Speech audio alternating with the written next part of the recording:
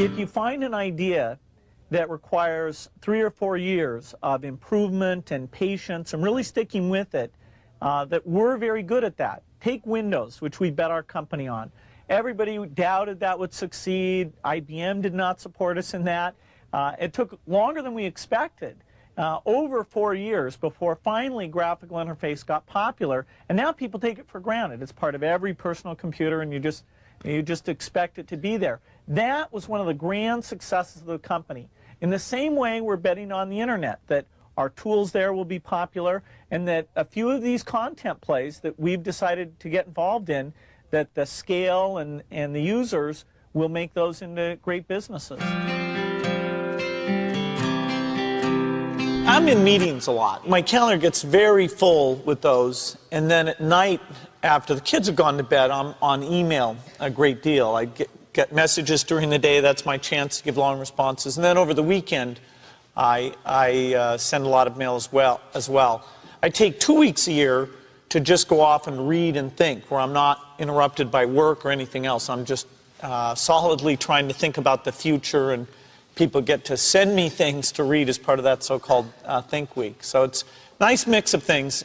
About 25% of the time that I'm out traveling around, meeting with customers, Europe, Asia, and that sort of helps me think, okay, do we have the right priorities? What are people responding well to, and what would they like to see us do better? Oh, his sense of design, that everything had to fit a certain aesthetic. The fact that he, with this little engineering background as he had, it shows that design can lead you in a good direction, and so phenomenal products came out of it. He knew about brand, I mean, in very positive sense. He understood, he had an intuitive sense for marketing that was amazing. You can't just keep doing the same old thing you were doing before. You have to take your skills and attack the new frontiers. For example, graphical interface used to be outside the operating system, and so there were many people doing those systems. Windows came out ahead there, and now it comes with the operating system. Likewise, the browser is something that Netscape looked at, turning the browser into an operating system, and we looked at taking our operating system and building the browser in an integrated fashion. And so that was a good example of the kind of competition that spurs this business on. Hello, I'm Bill Gates, Chairman of Microsoft.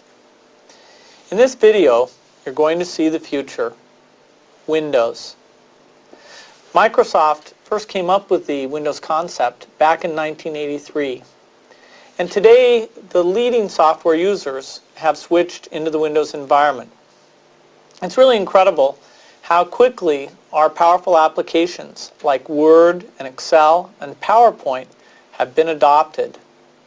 It's not just Microsoft applications. Even companies like WordPerfect and Lotus have now come out with Windows applications. And every week we see new innovative work.